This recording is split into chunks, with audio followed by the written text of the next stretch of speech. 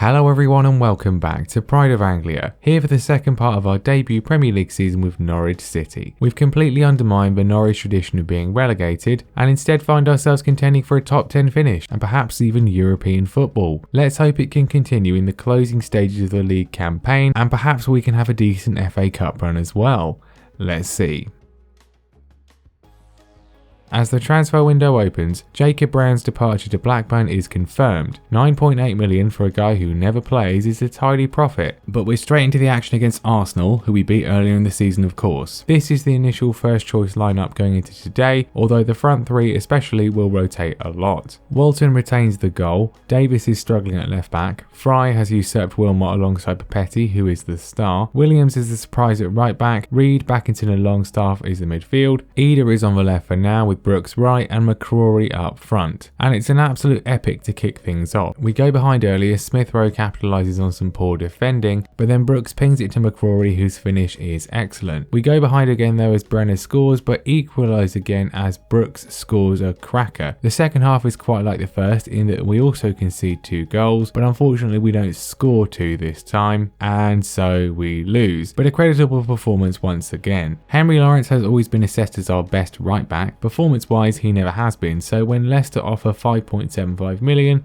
I accept it. Even if we don't sign a replacement, we've got young James Black to come in as a backup, now complete with 2 functioning ankles. Our tough start to the year continues as we have Chelsea next, but it's an excellent defensive display once again as we come away from the bridge with a point. Our FA Cup third round game is against Plymouth, and well, I'm not quite sure how we don't win it, but I sure am glad we don't lose it, as Adam Eder rescues the tie in injury time. Black played well in that one, and that's good because my targeted right back replacement, Malo Gusto, opts to join Villarreal for less money than we offered him, of course. Leicester are next up, and we need some revenge after they trashed us at the King Power, and a win would be pretty vital as they are just 1 point behind us in 8th. It doesn't look like we'll be getting one though, as Kelechi Iheanacho gives them the lead. Looks well off to me. We have a variety of chances to equalise, but nothing goes our way. Later on we do get a free kick though, which Reed swings in for Dale Fry to head home an equaliser and rescue us a point. A point which sees us move up to 6th. Okay, right, I really don't actually want to qualify for Europe next season. It's way too soon. Hopefully we'll trail off a bit. We're selling someone and the replacement arrives first in the form of Youssef Ben-Jalloul from Sochaux for £4 million.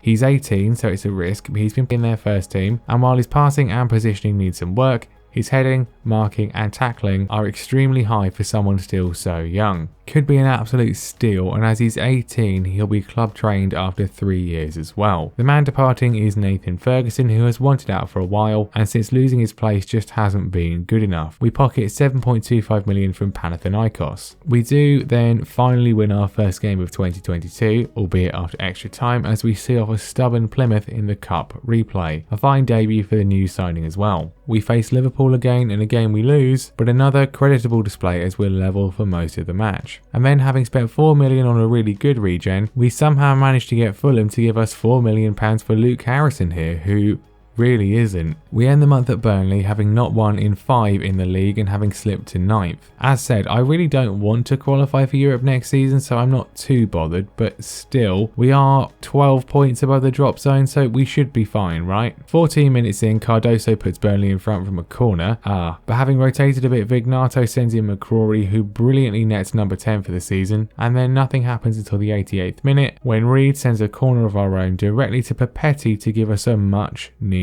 win. We sit 8th, 3 points away from traditional safety, and deadline day passes without incident. We obviously could have spent more, and clearly there are positions we can improve, like left back, but we'll be fine, and the summer window is always just so much easier to work with. Our FA Cup 4th round game against West Brom is next, and an Adam Eder goal gets the job done. We beat Brentford on the opening weekend of the season, and they are now flirting with the relegation zone, so can we make it a double? Who ordered the absolutely terrible 0 highlight 0-0? Thrilling stuff. And then we get absolutely crushed by Watford in the worst performance of our tenure so far. just awful. Any concerns over European qualification are fading fast, especially as we then have Chelsea, although they are having a terrible season to be fair, down in 13th place. After an early chance, Chelsea come forwards and definitely a regen, Elton Furtado gives them the lead with a screamer, but we otherwise do okay, and not long after Brooks sends it forwards to Ida, who somehow finds a gap past Mendy to draw us level. We could win it, but still an excellent point. We move to 39 points, just one away from the magical 40, so surely just a question now of whether we can maintain a top half finish. And what about the cup run? Well, that's probably ending in round 5 as we are away at Manchester United, and yeah, oh dear, oh no. You know, I did have concerns this season would be unrealistically easy, but those are long gone. We've been not exactly poor, but just so dull lately, and we've won one league game in 2028 so far. I think with safety basically assured, we just need the summer to massively improve the squad. And no David Brooks for a month, not that he's exactly been great this year. Our games don't get any easier as we then have Manchester City. I mean, we did beat them 4-0 earlier in the season somehow, but I'm not expecting to do that once again this time. And yeah, not this time. I keep saying this, but it is another spirited performance and a dramatic end, which saw us throw a point away, but there we are. Our fixtures get somewhat easier after that though, as we have Everton next. I mean, we did lose 4-1 to them earlier in the year, but that only means this can be an improvement, right? If we do lose, they'll draw level with us, so let's not. And finally we don't. A win. 2-1. It was tense, it was nervous, I thought it wasn't going to be our night at several points.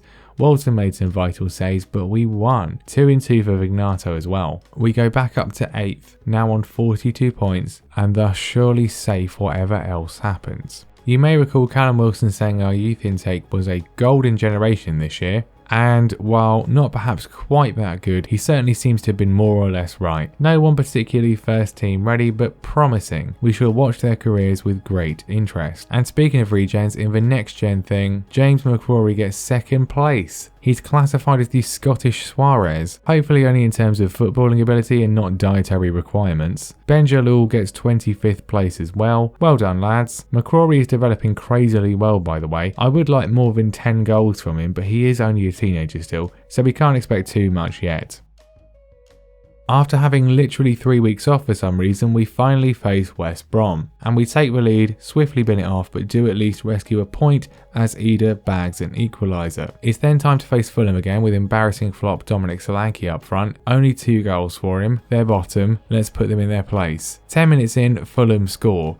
Luckily it's ruled offside. Phew, that would have been embarrassing. 20 minutes in, Fulham score. Yeah, no ruling that one out. Quite how they don't make it 2-0 before the break, I have no idea. I politely explain that this is unacceptable, and in the second half we look more lively, although it isn't until an hour in that Williams crosses in for Ida to bring us level with a thumping header. Once Brooks comes on, the game really swings to our control. He cuts inside and unleashes a sweeping strike to give us the lead. Backinson then sends a perfect pass forwards to him to make it 3-1, and then he seals his hat-trick with a penalty. Some guy who rejected us scores a completely meaningless consolation as we grab a deserved win. Relegation is Fulham's specialist subject, it's no longer ours. As we prepare to face Aston Villa, we remain in 8th, 2 points behind Liverpool, absurdly. I want to win every game, but as said, I really don't want Europe next season, so 8th would be perfect. We make a quick start and the Villa goalkeeper embarrasses himself by gifting McCrory the opener. Then in the second half, Reed unleashes a beautiful curling strike into the top corner as we look set for all 3 points. Villa do pull a goal back, but I'm not too concerned, until 3 minutes later as Papetti of all people misses a simple header and Ollie Watkins equalises. Ugh.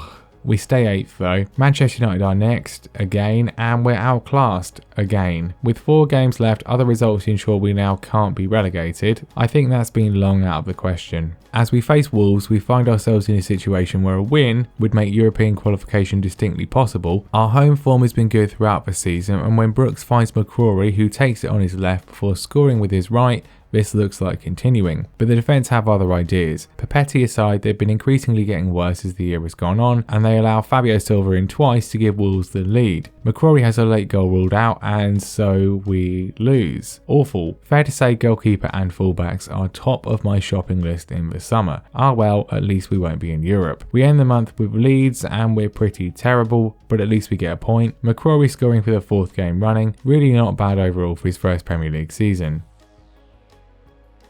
We reach May in our final 2 games of the season, we've dropped back to 10th and will secure that at worst if we beat Bournemouth. Despite our pretty poor form of late, we could still get 5th if other results go our way. Not that this one does, as some more absolutely disgraceful defending sees them score, and then this is our best chance to equalise. We obviously don't, and we've lost again. At home. Some utterly irredeemable performances of late from certain players. Summer can't come soon enough. I mean, this is relegation form if we're honest. We have Spurs on the final day who, most inexplicably of all, find themselves needing a win to potentially clinch for a title, and if not, it'll be Arsenal. Yeah, sure, why not? We officially can't make Europe, but we can finish as high as 8th and as low as 12th. Amazing stuff. I'll just skip to the result. Oh wow, I didn't think it'd be that bad. The worst performance of the save to wrap things off. Diabolical. Total squad overhaul incoming. We end up slipping to 11th. 12 points above the relegation zone, but still only 4 points off Europe, but a horrendous end to the campaign. Spurs do win an unlikely first Premier League title as well, the first new Premier League winner of the save, but overall we can't really be too disheartened. We were expected to be relegated, and the fact that we've stayed up and done so well with a largely championship squad is pretty good, but we really need to strengthen in the summer. The team of the year tells the story with just 3 players averaging over a 7, goalkeeper, left back, midfield and left wing especially will need major work. Papetti is obviously the star of the team and wins our player of the year. McCrory had long periods of poor ratings, but still gets a hugely impressive 14 goals in his first Premier League season, as well as our young player of the year. Eder did well and gets signing of the season, while Reed gets most assists. The board don't set expectations any higher than avoiding relegation, which I think is sensible. We are gifted 54 million to spend to make the necessary improvements. I'd like a bit more really given the number of players we'll need, but we can make it work. The training facilities are downgraded,